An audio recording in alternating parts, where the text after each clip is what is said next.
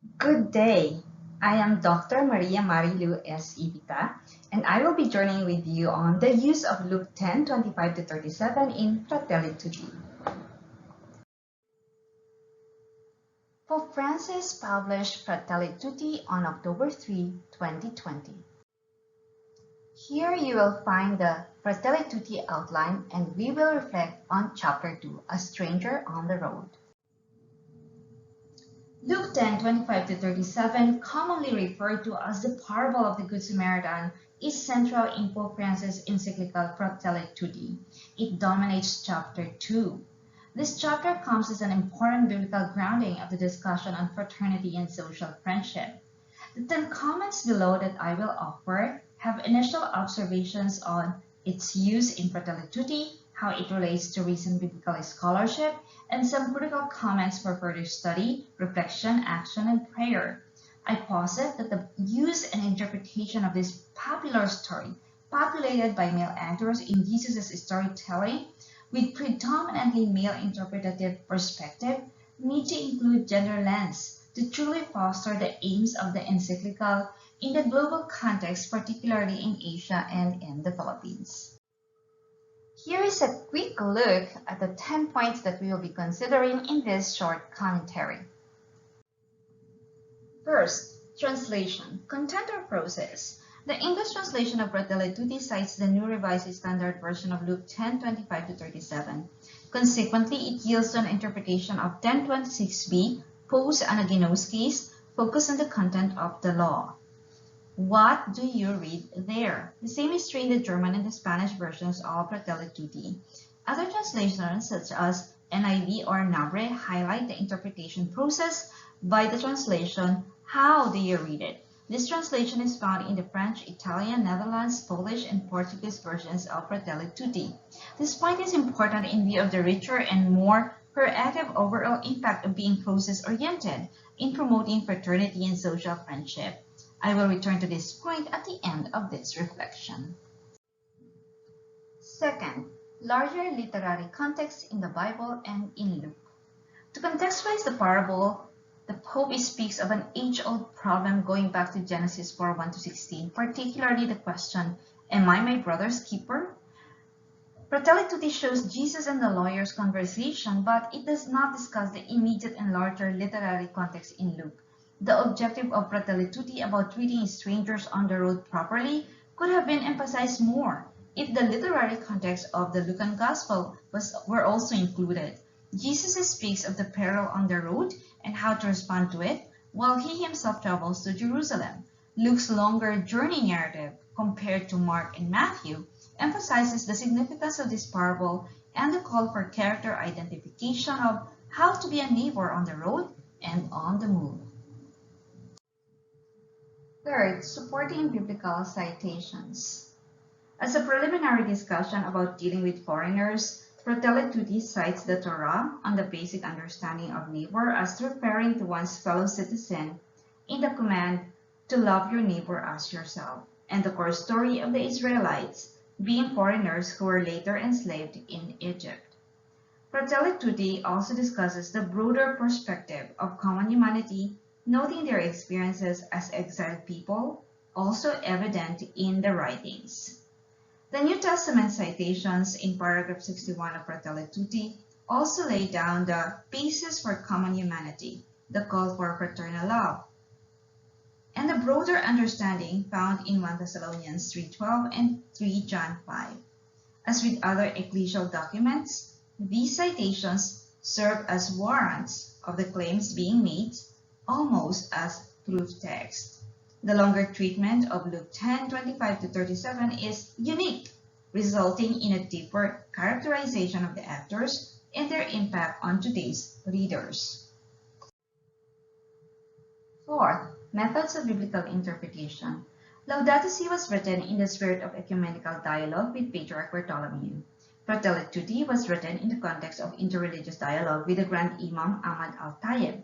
The interreligious dialogical process is also found in the biblical reflection itself, by including historical insights from Jewish tradition taken from Rabbi Hillel. This process echoes the encouragement to use the Jewish tradition found in the 1993 Pontifical Biblical Commission document Interpretation of the Bible in the Church. Amy G. Levin's explanation of the parable from a Jewish perspective will make present-day readers benefit even more as she highlights how the enmity between the Jews and the Samaritans impact the story regarding accepting help from an enemy. In Fratelli Tutti, the most prominent method of interpreting the parable is narrative criticism, mentioned also in IBC, by means of characterization of the actors in Fratelli Tutti, number 56 to 82. Intertextual linkages to the story of the Samaritan woman in John 4 and to Matthew 25, Romans 12, and Isaiah 58 on the plea of the stranger were also made. This method fits in Asia since storytelling and characterization are not alien in our context. The Samaritan characterization and the exhortation to be in solidarity with the assaulted men exemplify a contextual liberationist approach, also mentioned under IBC. The whole of paragraph 70 of Fratelli Tutti brings a crucial moment of truth in front of suffering, and I quote, "Will we bend down to touch and heal the wounds of others? Will we bend down and help another to get up? This is today's challenge, and we should not be afraid to face it," unquote. Thus, despite the heavy burden of the label liberationist interpretation, this parable gives one no alternative if one wants to follow Jesus. It is, however, crucial to ensure that liberationist interpretations must not foster anti-Judaism or anti-Jewish caricatures and hatred. Fifth, characterization and character identification in Luke 10:25-37.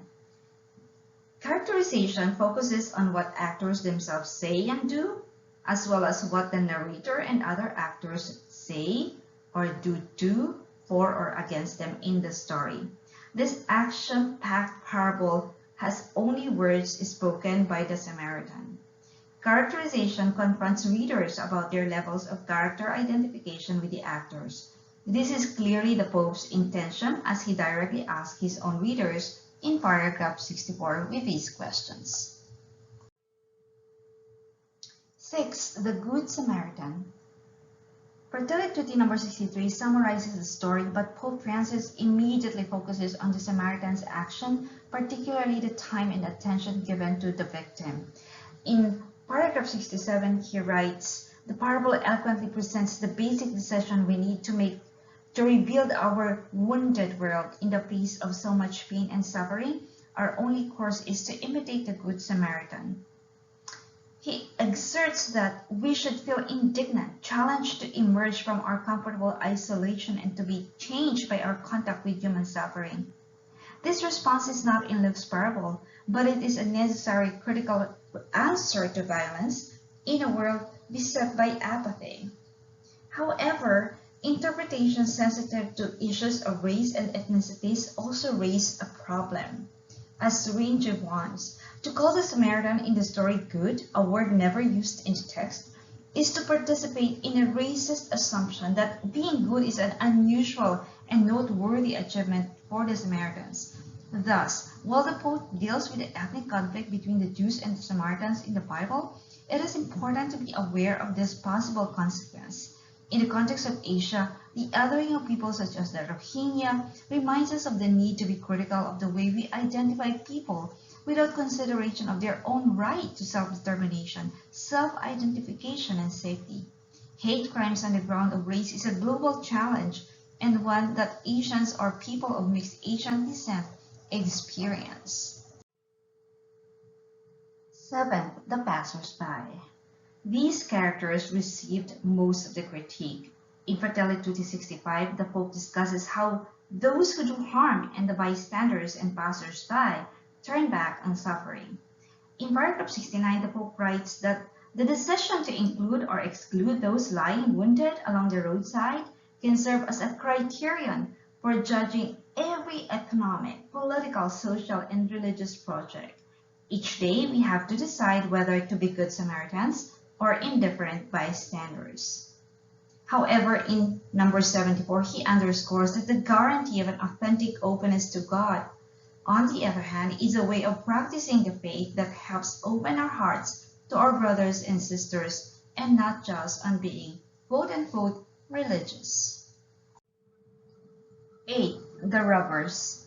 In number 72, Pope Francis notes that Jesus chose to start when the robbery has already taken place, lest we dwell on the crime itself or the thieves who committed it.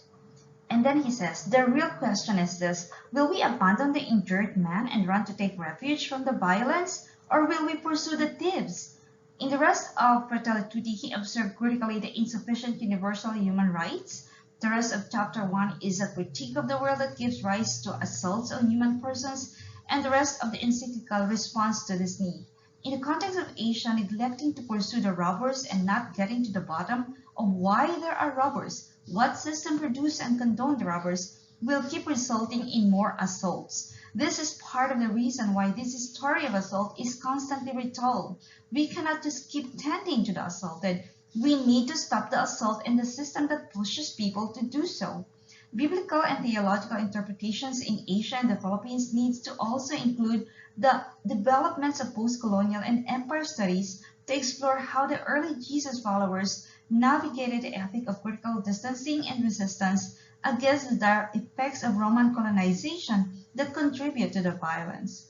This challenge and the call for restorative justice is prevalent in Asia and in the Philippines, where populist kind of government is on the rise. Ninth, the assaulted.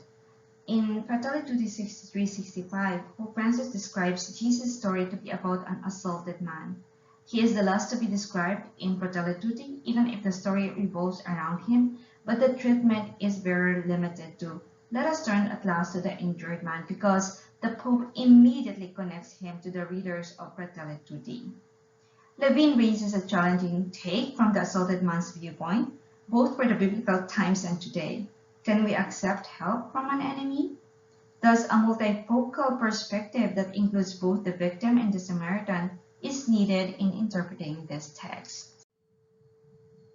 10. Obscured characters.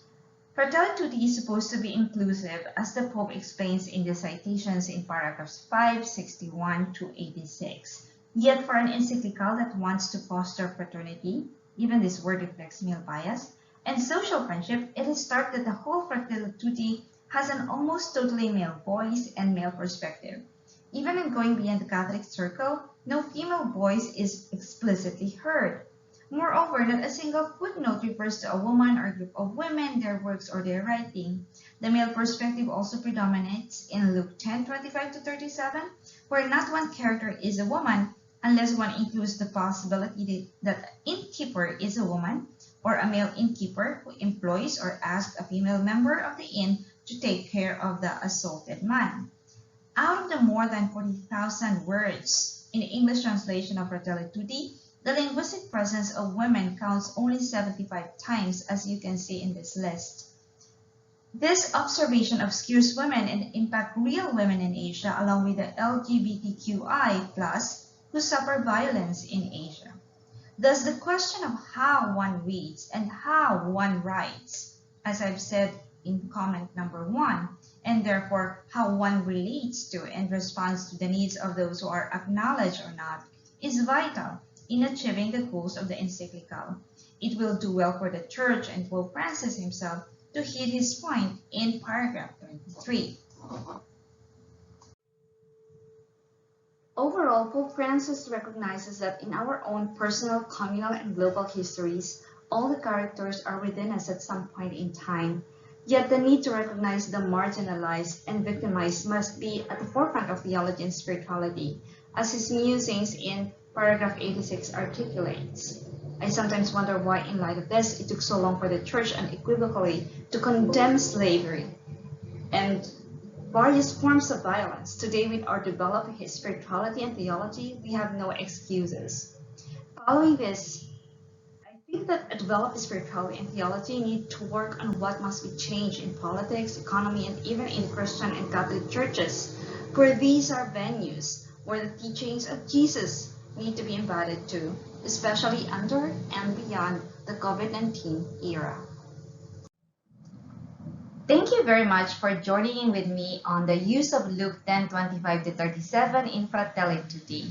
I hope that this will be helpful for you in your own study, reflection, action, and prayer as we try to respond to the needs of our times. Thank you very much. God bless.